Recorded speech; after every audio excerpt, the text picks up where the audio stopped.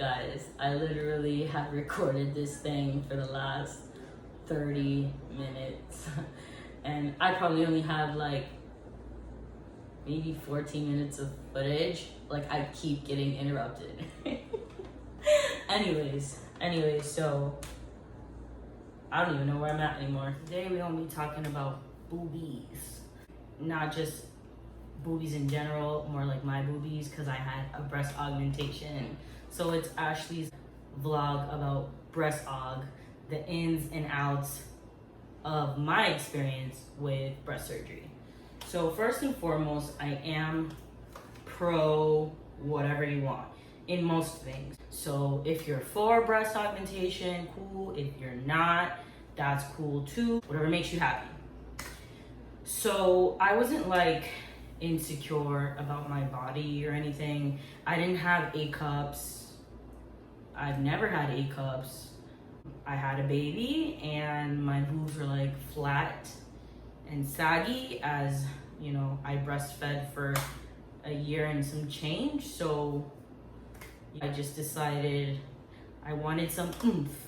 I have like a little booty and my son's grown up. I don't really know if there's gonna be another baby anytime soon. So I was like, want to enjoy my body.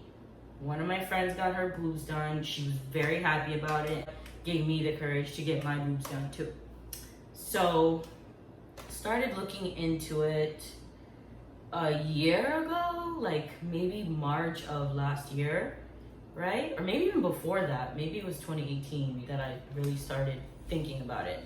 But I think it was last year, March, that I decided to actually look, and I found some scary things on the internet. You find out what kind of doctor he or she is, if they've botched people before, things like that. Found a place, went to that place. It was a lot of money. I mean, $9,000, more or less, ballpark. And I'm in Miami, if you guys don't know. So I guess that's the norm, more or less. And I was set on a specific doctor, so I decided not to go to that doctor. I actually found out that that doctor works for another clinic. Now, I went to this clinic. I'm gonna leave out the name because I don't want any legal issues later. But I went to this clinic, and in my personal opinion, if you're looking to get something done to alter your body, I suggest you go to the actual surgeon's practice, like Dr. Miami or like Ari Crow, for example, who's renowned for breasts and things like that.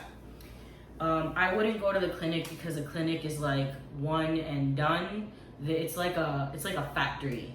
So they give you the surgery date, and then you do the surgery and they push you out. And they don't do the whole I care about you and how you feel thing. So I think, not that I'm knocking clinics, I'm just saying that if you want a little bit more tender love and care, that you should probably go to the actual doctor.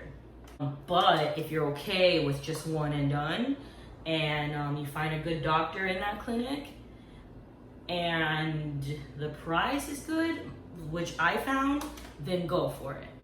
I went in this year in January, right? Paid it all.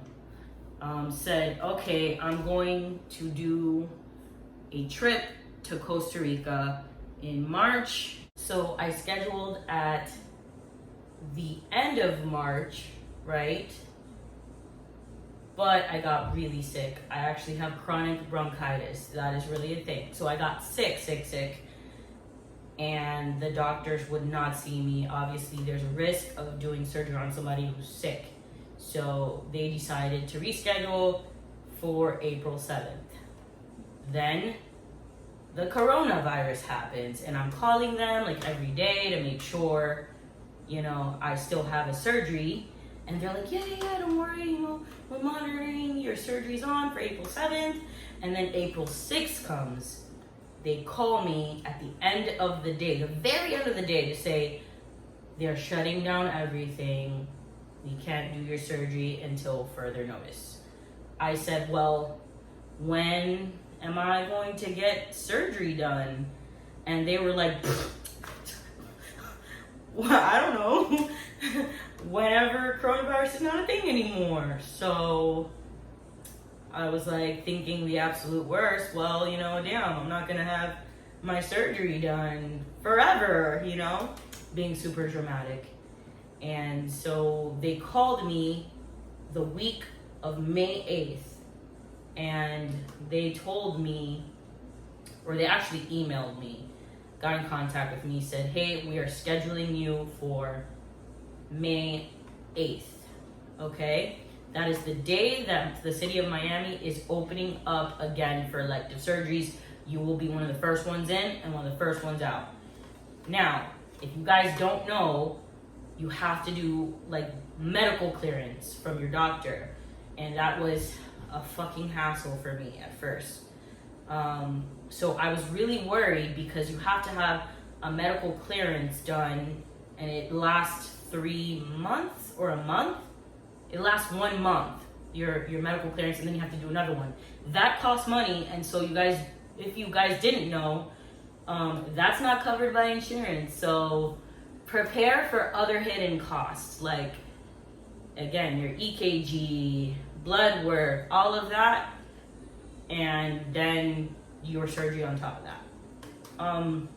So I asked them, are you guys going to waive the medical clearance? Am I going to have to do it again? Like, what's happening? They waived it for me because they were like, super inconvenient, don't want any problems. We'll do it and you'll go into surgery and it's free. So they did that. The day leading up to surgery, I was super nervous. I had so much nerves, and everybody's like, oh my God, everything's gonna be okay, stuff like that.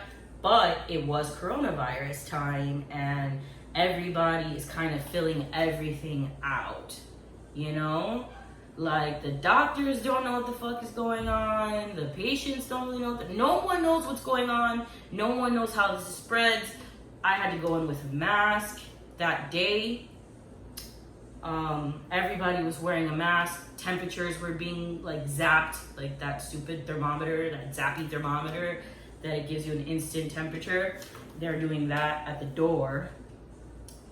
And they don't let your +1 in at all. I don't know if that's just a thing all across the board, or like now it's a thing because of coronavirus, but that's what they were doing. So my husband came with me. He actually had to wait outside. He waited in like a park for like hours. I remember going in, they put me in the gown. I met my doctor. So you guys know, I did not meet my doctor once. He is the famous Ari Crow, super amazing. It's called a masta something. It's a boob job with a breast lift. Mastoplasty, I think that's what that's called. Forgive me if I said it wrong. He's famous for breast lift, basically. Yeah, so I met him. He was super amazing, bald, glasses, looks really healthy. He was like, baby, you're beautiful. We're gonna make you even more beautiful. He's like, what size do you want? He's like, I have here, based off the pictures that I've seen and your portfolio, I have here 500. He's like, I want to give you 550 because of your body weight. One 550, one 500 to make it symmetrical, things like that. It was wham, bam, done. And I'm here shitting bricks because I'm just like, this is going way too fast for me. I have like a short conversation with the anesthesiologist. She puts like the thing here, I forget what that's called, in my skin with the needle and blah blah blah, where they can inject the stuff. Yeah, she puts that there. And then I go to the operating room. It's like a table that looks like a T. So they strap your arms down and you're laying like this and you can't move. It's alarming for me. That was like a lot to see that they were strapping me down. But I was like counting and I was praying because I was like, yo, it's coronavirus, you know? And obviously I'm going into fucking surgery. So, bleep, sorry, I'm going into surgery. The lady is talking to me, you know, while she's like setting me up. She's putting like different kinds of concoctions of medication to put me down. And I'm asking her questions, and then she's like, I asked her a stupid question, like, so how long is it gonna take for me to knock out? And there's like a way that I could wake up in the middle of surgery? And she's like looking at me like I'm stupid. And she says, just count to 10. So I count to 10, and boom, I don't know what happened. Like, literally counted to 10, and then I woke up in this strange room. My body was shaking like this, like it was shaking. I was going into shock or whatever, but not in a scary, like my body was getting used to being up again, I guess, and also the pain and the shock and the surgery. So I guess they monitored me for like 15 minutes. I was already dressed up and stuff, and it was like a strange whole new world. I couldn't feel anything. I could not feel anything. Obviously, I was dazed and confused. My husband and my best friend were out there waiting for me.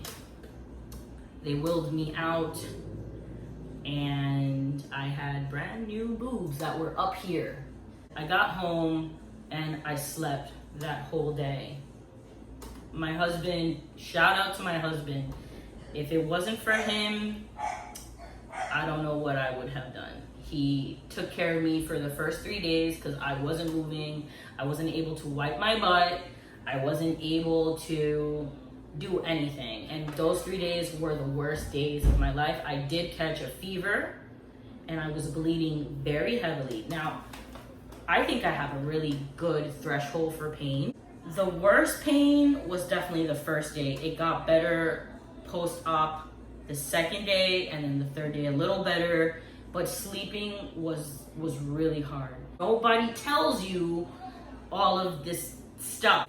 Reviews, the blogs that women do, and they don't really tell you about like how painful it is. And I don't have a sad sob story. It's just that I don't even know if I'm gonna go ahead and get these things done again or redone again because it was so uncomfortable. I did have complications because I was sick and I was drinking tea. They don't give you this huge list of things that you're not supposed to do. I don't remember reading anywhere or being told that you can't drink tea. And because I was sick, I was drinking tea on the regular to get rid of like the bug that I had. And turns out that the tea was thinning my blood and it was causing complications. I was bleeding very heavily through my stitches, which is normal for the first 3 or 4 days, but after that, the bleeding should kind of subside, and it wasn't subsiding. They noticed that I was bleeding heavily, like really dark blood from the bottom incisions, and it was happening to one at first, so they didn't take out my stitches when they were supposed to, then started happening to the other one. I came in to see my nurse 3 times before she started asking me, so what is it that you're eating? What is it that you're drinking?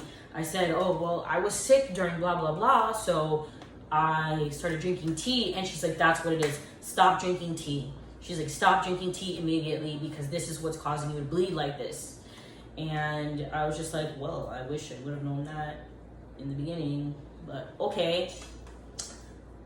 It was like really bad communication, but I did heal. I am now 5 weeks post-op.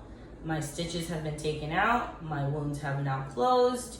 And during this whole process of healing at the very beginning, I looked like a lunchbox because like my boobs were all the way up here. Like I could go like this and it touches my chin, and like my body was swollen. So I just looked really puffy and fat on top of like my boobs, and I'm not usually that puffy. So I was like, was I botched? Like what's happening? So I did, or you do swell for like the first 2 weeks of post-op.